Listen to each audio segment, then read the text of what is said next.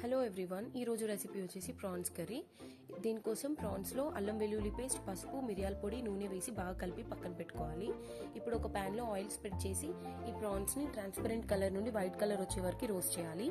ఆలోపు మసాలా కోసం ఒక మిక్సీ జార్లో పచ్చిమిరపకాయలు, ఉల్లిపాయలు, ఉప్పు, కొద్దిగా నూనె వేసి పేస్ట్ చేసుకోవాలి. పేస్ట్ని ఒక బౌల్లోకి ట్రాన్స్ఫర్ చేసి 2 మీడియం సైజ్ టమాటో ముక్కలు కట్ చేసుకొని దాన్ని ప్యూరీ చేసుకోవాలి.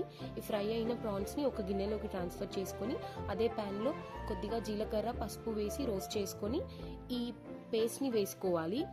పచ్చిమిరపకాయలు, ఉల్లిపాయల పేస్ట్ని అది కాస్త వేగిన తర్వాత ఆ టమాటో ప్యూరీని వేసి బాగా కలపాలి.